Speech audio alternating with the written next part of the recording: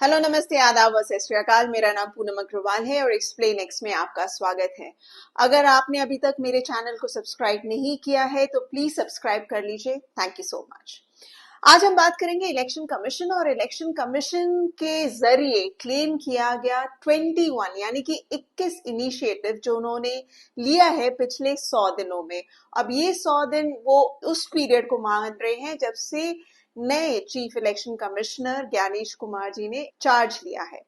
अब ये जो 21 इनिशिएटिव है वो किस तरह के इनिशिएटिव है? वो है ट्रेनिंग प्रोग्राम रिलेटेड, जैसे कि जो ट्रेनिंग्स होती हैं प्रिसाइडिंग ऑफिसर्स हो या चाहे रिटर्निंग ऑफिसर्स हो या जो बूथ लेवल के ऑफिसर्स हो, उनकी ट्रेनिंग से रिलेटेड ये इनिशिएटिव कह रहे, प्लस प्रोसीजरल रिफॉर्म और स्टेक होल्डर के इंगेजमेंट से रिलेटेड इनिशिएटिव, जो 21 इनिशिएटिव इलेक्शन कमीशन ने लिए हैं पिछले दिनों, उस पर ये इलेक्शन कमीशन क्लेम कर रहा है कि उससे पूरा इलेक्टोरल प्रोसेस बहुत इंप्रूव होगा। इस बारे में मैं आपको बताऊंगी, लेकिन इसके अलावा ये भी बताऊंगी कि ये जो 21 इनिशिएटिव है ये इंक्लूड नहीं करते उन सवालों को, उन प्रॉब्लम्स को जिसको सिविल सोसाइटी ने एक बार नहीं बल्कि बार बार उठाया है।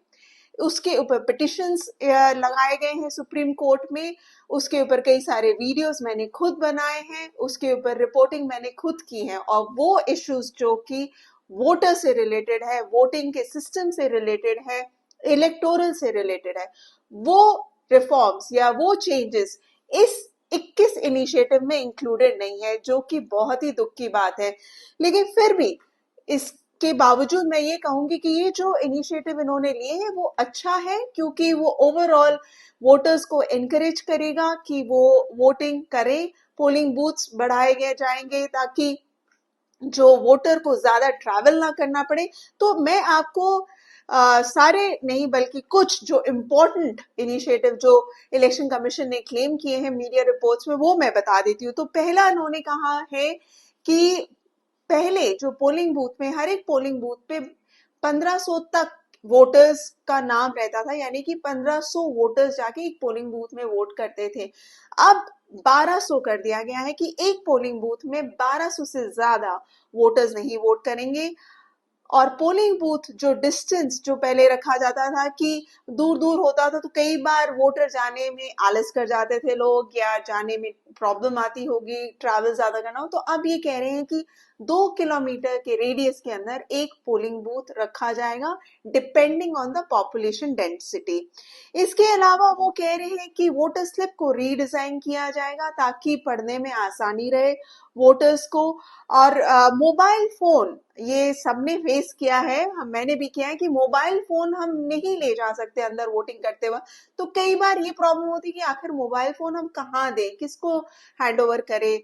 तो वो अब फैसिलिटी रहेगी पोलिंग बूथ के बाहर कि आप उसको डिपॉजिट कर सकते हैं मोबाइल फोन को। इसके अलावा पहले 200 मीटर की दूरी पर कैंडिडेट्स या पार्टी के जो भी कैंडिडेट या पार्टी वर्कर होते थे उनको परमिशन दिया जाता था कि पोलिंग बूथ के गेट के 200 मीटर की दूरी पे वो रह सकते हैं, लेकिन अब वो घटाकर 100 मीटर की दूरी कर दी गई है। एक बहुत ही इंपॉर्टेंट जो चीज इन्होंने का और भी इनिशिएटिव लिया है वो है ईसीआई नेट। अब पहले बहुत सारे एप्लीकेशंस होते थे जिसके जरिए वोटर या कैंडिडेट्स या पार्टी वर्कर्स एक्सेस करते थे इलेक्टोरल रिलेटेड इंफॉर्मेशन का।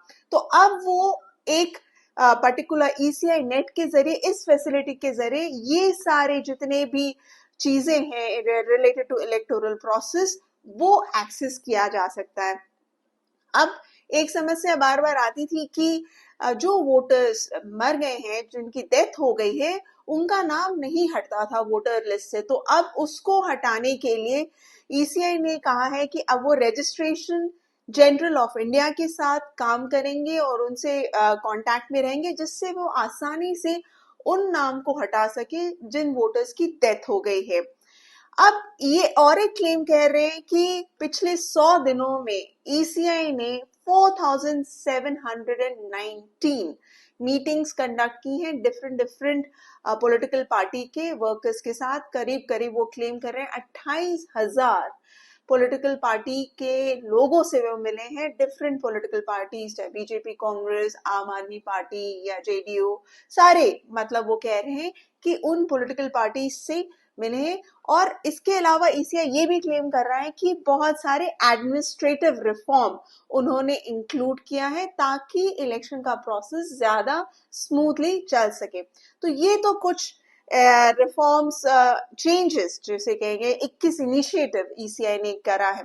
अब मैं आती हूँ उन चीजों को एक बार फिर से मैं अपने व्यूअर्स को बता दूं कि ये चीजें बहुत इंपॉर्टेंट है जिस पर इलेक्शन कमीशन ने अभी तक कोई जवाब नहीं दिया।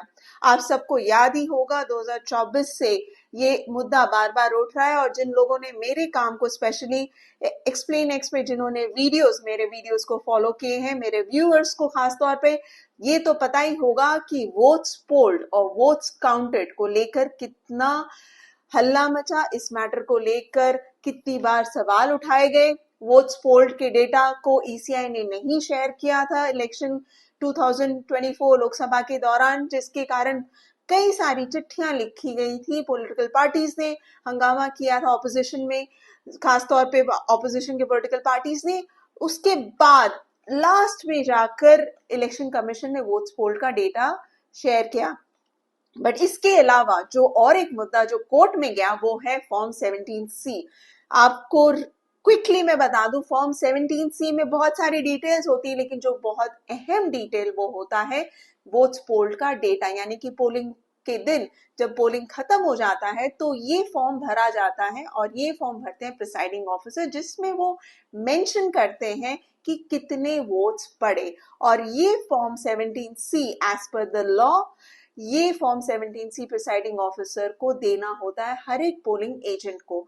तो ये फॉर्म क्यों इंपॉर्टेंट है? वो इसलिए भी इंपॉर्टेंट है कि इसके अलावा कि कितने वोट्स पड़े, उसमें यूनिक नंबर्स भी होते हैं वीवीपैट के और ईवीएम्स के। ये यूनिक नंबर बहुत ही अहम होते हैं जो कि टैली किए जा सकते हैं काउंटिंग के दिन।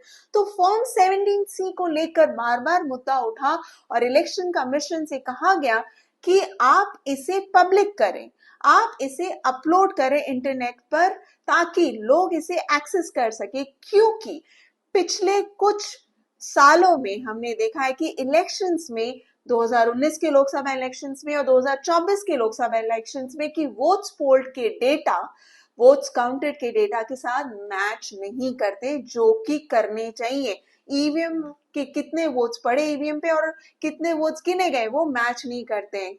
खासतौर पे 2024 में मैं बता दूं कि कितने सारे कॉन्स्टिट्यूएंसीज में वोट्स ज्यादा गिने और बहुत सारों में कम गिने गए, मात्र कुछ गिनकर 5-6 इन ये पार्लियामेंट्री कॉन्स्टिट्यूएंसीज में ईवीएम के वोट्स मैच करें। तो जो ये ईवीएम के वोट्स जो मैच नहीं कर रहे हैं, खासतौर पे ये मुद्दा बार बार इलेक्शन कमीशन से पूछा गया, लेकिन उन्होंने कोई जवाब नहीं दिया।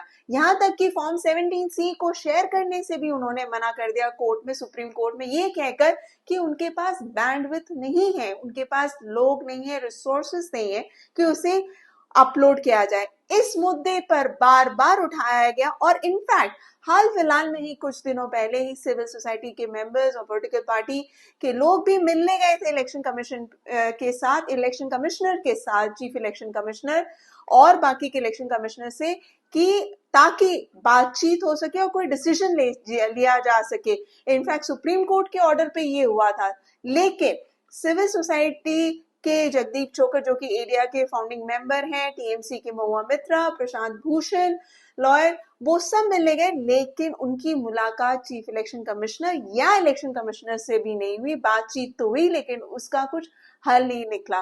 तो मैं पूछना चाहूंगी इलेक्शन कमीशन से कि आखिर इस मुद्दे पर आप क्या कर रहे हैं?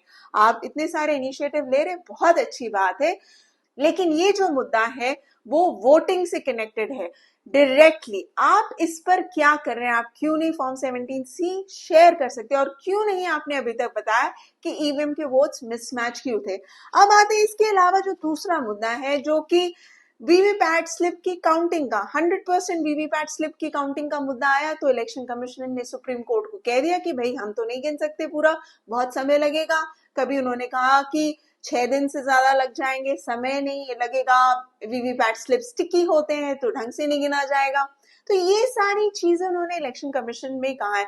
लेकिन मुद्दे की बात ये है कि आखिर वोटर को एक रोबस्ट काउंटिंग प्रोसेस देखना है कि रिजल्ट जो गिना हुआ डिक्लेयर किया गया है वो एक प्रॉपर प्रोसीजर को फॉलो करने के बाद डिक्लेयर किया है। किसी को जल्दबाजी नहीं है कि काउंटिंग जल्दी हो, इलेक्शन के रिजल्ट्स जल्दी से डिक्लेयर हो। सब में पेशेंस है, सब पेशेंटली वेट करेंगे। जो डिमांड एज अ वोटर, जो डिमांड वोटर रखता है कि क्या आपने काउंटिंग सही तरीके से किया है कि नहीं, ये ज्यादा महत्वपूर्ण है, ना कि आप कितनी जल्दी काउंटिंग खत्म कर रहे हैं। तो जहां तक वीवीपैट स्लिप का सवाल है, आपको ना सिर्फ 100% उसे गिनना चाहिए बल्कि उससे टैली भी करना चाहिए ईवीएम के वोट्स के साथ कि वो मैच कर रहे हैं कि नहीं। अगर 10 वोट बीजेपी को गए हैं ईवीएम पे तो 10 वोट क्या वीवीपैट पे भी दिखा रहे हैं कि नहीं, वो आपको टैली करना है। तो आप आखिर उस पर क्या कर रहे हैं? क्या आप अपने बैंडविड्थ को बढ़ा रहे हैं? क्या आप रिसोर्सेज बढ़ा रहे हैं?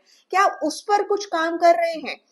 तीसरा जो हम सबको पता है कि हाल फिलहाल में ही जो चेंजेस अमेंडमेंट आया था कंडक्ट ऑफ इलेक्शन रूल्स के कारण, जिसमें सेंटर ने कहा कि इसमें चेंजेस लाएंगे रूल 93(2)A, जिसके कारण ट्रांसपेरेंसी कम हो गई है। यानी कि आप पोलिंग से रिलेटेड, पोल डेटा से रिलेटेड सारी इंफॉर्मेशन नहीं मांग सकते इलेक्शन कमीशन से। तो आखिर इलेक्शन कमीशन ने इसको परमिट क्यों किया? क्योंकि सेंटर का कहना है कि इस पर इलेक्शन कमीशन की रजामंदी थी। तो ट्रांसपेरेंसी वाले मुद्दे पर आप क्या कर रहे हैं? क्या आप आरटीआई के जवाब को दे रहे हैं? पहले हमने देखा है कि कई सारे ऐसे इश्यू थे जिस पर इलेक्शन कमीशन ने जवाब नहीं दिया, लेकिन फाइनली जब वो सीआईसी के पास गया तब उसका जवाब देने पे वो मजबूर हुए।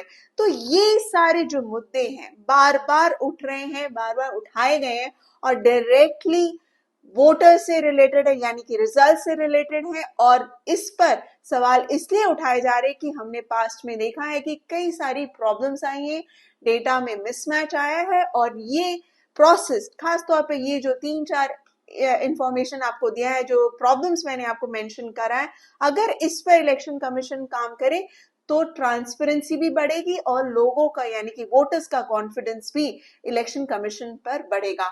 आप क्या सोचते हैं इस वीडियो के बारे में, इलेक्शन कमीशन के इनिशिएटिव के बारे में? Please do share your comment in the comment section. मैं उम्मीद करती हूँ कि आप मुझसे शेयर करें और ये सारी चीजें लोगों तक स्प्रेड करें कि आखिर इलेक्शन कमीशन को किन किन मुद्दों पर इमीडिएटली अटेंशन देने की जरूरत है। Thank you so much for watching this video. Please like, share and subscribe to my channel. Thank you.